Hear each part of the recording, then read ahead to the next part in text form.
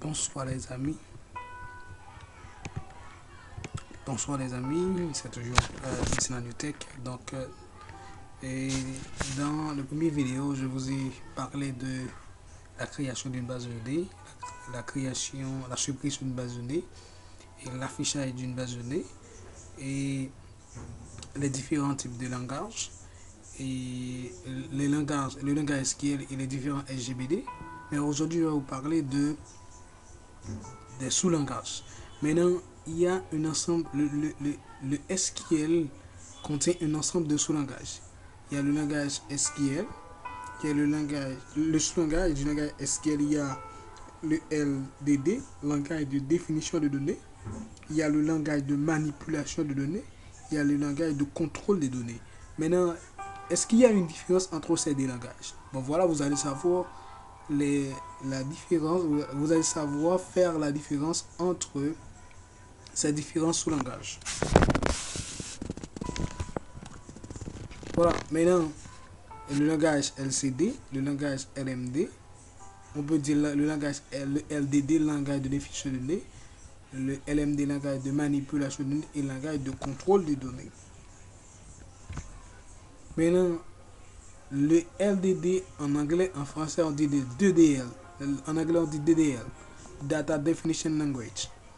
Le DDL, ce sous-langage est utilisé pour créer et supprimer des objets dans la base de données.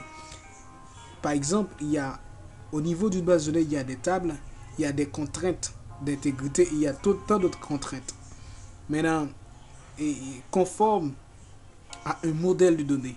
Donc, le LDD est conforme à un modèle de données.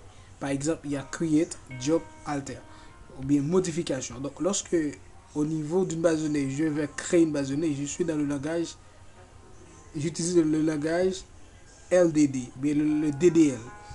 Quand je fais une suppression d'une base de données, je suis dans le langage DDL. Quand je vais faire des modifications, je suis dans le langage et j'utilise, disons, le langage LDD. Maintenant, le langage de manipulation de données, Data Manipulation Language. Le LMD, ce sous-langage est utilisé pour la recherche, insérer les données, la mise à jour et la suppression de données.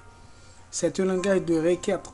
On parle d'un langage déclaratif, c'est-à-dire il fait c'est un langage déclaratif. Il fait des interrogations, des mises à jour, des insertions, de la suppression, de la modification des données stockées dans la base. Par exemple, vous allez voir lorsqu'on a un document Excel, je vais vous montrer ici.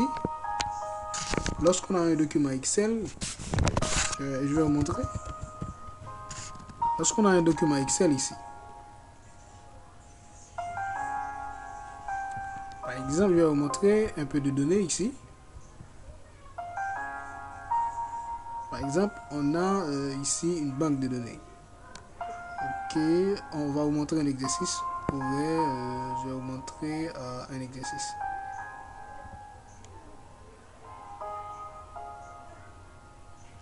Ok, maintenant, par exemple, on a un ensemble de données ici. C'est un ensemble de données. Maintenant, il y a nom, prénom, sexe. Il y a aussi... Maintenant, là, c'est l'ensemble des données. Maintenant, si je vais supprimer ces données-là, par exemple, ici, là, au niveau de MySQL, c'est le langage de manipulation de données qui contient à supprimer les données. Donc, maintenant, vous allez voir comment faire. Donc, c'est très facile. Donc, ne vous inquiétez pas, vous allez savoir les choses très facilement avec Vincent Newtech. Et voilà. Et on va continuer. Ok. Lorsque vous allez faire des insertions, on va insérer les données. Ouais, on va faire des mises à jour sur les données. On va supprimer les données. Et on parle de suppression. Mais il y a une différence entre job et delete. Vous allez voir ça dans les prochains cours.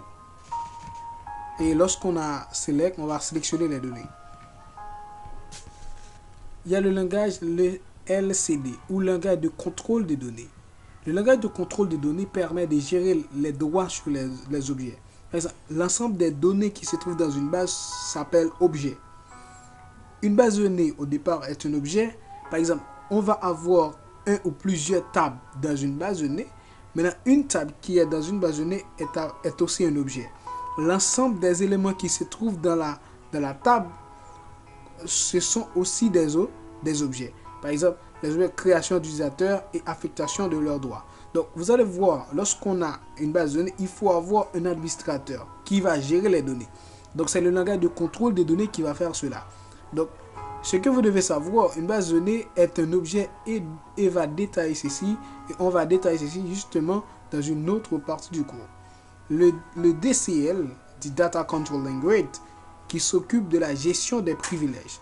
Cette partie de SQL s'occupe de contrôler quel utilisateur peut ou ne pas faire ou ne pas utiliser tel ou tel ordre SQL sur tel ou tel objet.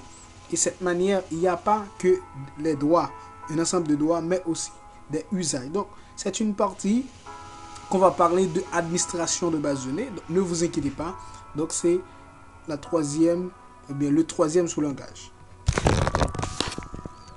Donc, en gros, le DCL gère les contraintes d'intégrité, contrôle des droits d'accès, gestion de transactions. Maintenant, donc le SGBD qui est le MySQL, il joue trois fonctions de base. Il ne fait que définir les données, vous allez voir ça.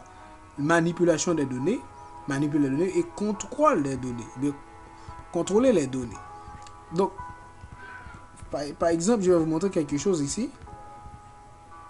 Maintenant, comme je vous ai dit, BD, lorsqu'on a une base de données, on a une table. Et à l'intérieur d'une base de données, on a une ou plusieurs tables. Et on va voir comment créer les tables, comment supprimer les tables. Ok, comment créer les tables et comment supprimer les tables. Maintenant, nous allons faire un qu'est-ce qu'une table et pourquoi il faut avoir des tables et quel est le rôle d'une table au niveau d'une base de données. Maintenant, au départ, je vais vous parler de tables. Les tables ou des entités ou collections. On parle de tables ou entités ou collections. Les tables constituent les éléments essentiels d'une base de données. Elles sont l'achattement de la base. Chaque table représente un ensemble homogène de données. Une table contient trois éléments. Premièrement, il y a field ou champ ou attribut. Deuxièmement, il y a data type ou type de données. Troisièmement, il y a la taille du champ. Une table est un regroupement logique des informations. Ok, c'est un regroupement logique des informations. Et vous allez voir comment créer une table. Comme personne à caractéristiques, nom, prénom, adresse, téléphone. Bon, vous allez voir comment créer une table rapidement. Une table étudiant. Ok, nom, prénom, adresse, sexe, téléphone. Vous allez voir ça maintenant rapidement. Maintenant, je vais lancer un logiciel qui s'appelle Notepad++. Je vais vous montrer comment l'installer dans un prochain cours.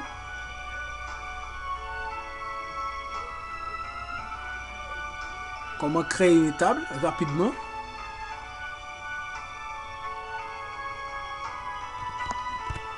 Il faut faire delete, bien backface pour enlever ces données là. Vous pouvez faire aller sur file, new, aller sur langage. Le langage qu'on va utiliser, c'est le langage SQL. Allez sur S et choisir SQL. Maintenant, je vais vous montrer comment créer une table. Maintenant, une table étudiant, par exemple, étudiant. Étudiant, il peut avoir plusieurs caractéristiques. Nom. Il peut avoir un nom. Prénom.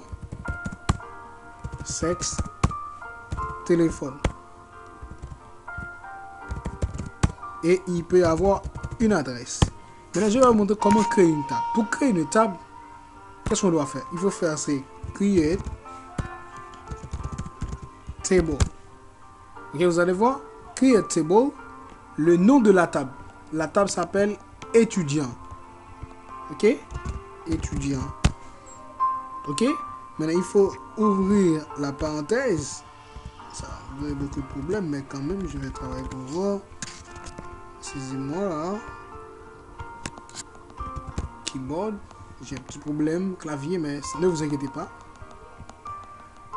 Maintenant, je vais créer ça rapidement. Il faut faire ça comme ça. Et il faut fermer aussi la parenthèse. Ok. Voilà. Je vais ouvrir là comme ça. Non. Ouais. Puisque le nom, c'est l'ensemble des caractères qu'on va intégrer là-dedans.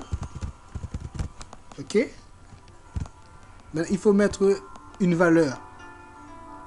C'est-à-dire la taille. Je mets 30.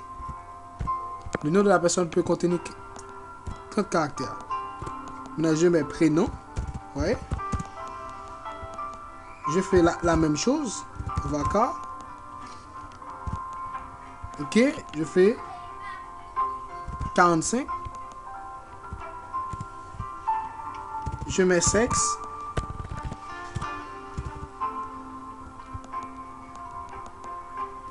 Je mets sexe. Ok, pour aller plus rapide, je ne fais que copier cela. 45.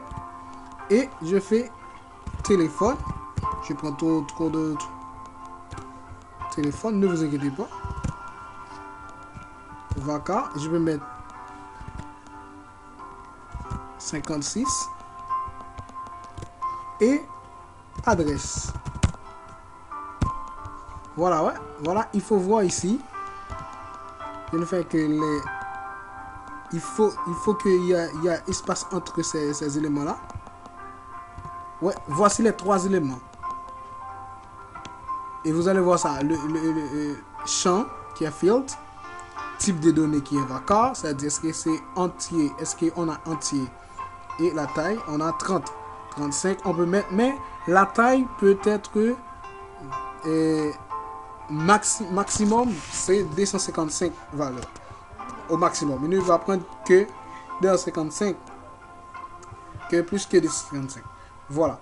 Mais maintenant, ce que vous devez voir ici, il faut le dernier élément droit.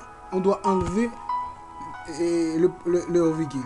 Mais au dernier élément, il faut ajouter un point virgule. Donc c'est comme ça qu'on doit créer une table au niveau d'une base de données. Maintenant, pour pouvoir insérer cette table au niveau de la base de données, qu'est-ce qu'on doit faire? Je dois d'abord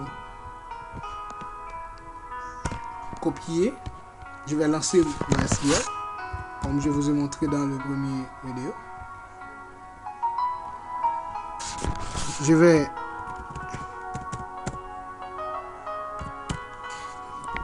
et voilà. Maintenant, ce que vous devez savoir ici, c'est que je dois sélectionner la base. J'ai une base. Laisse-moi faire show database.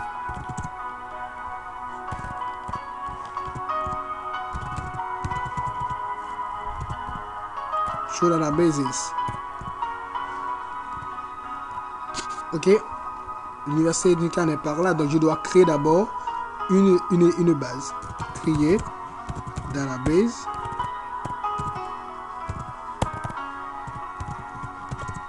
Université Unica. La base est créée. Maintenant, je dois utiliser la base d'abord. Use Université Unica. Maintenant, je suis dans la base. Maintenant, je dois faire CTRL-C. Je dois faire Entrée. Maintenant, la table est bien créée. Maintenant, pour voir est-ce que la table est créée, il faut faire DEX, le nom de la table. Étudiant.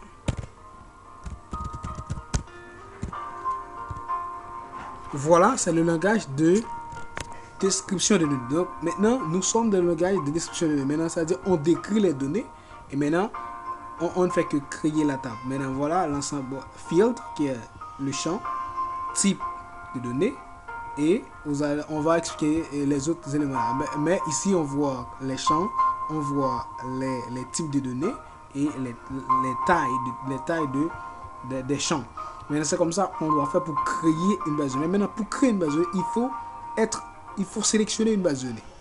Donc c'est comme ça qu'on doit travailler. Et maintenant, nous sommes dans le langage de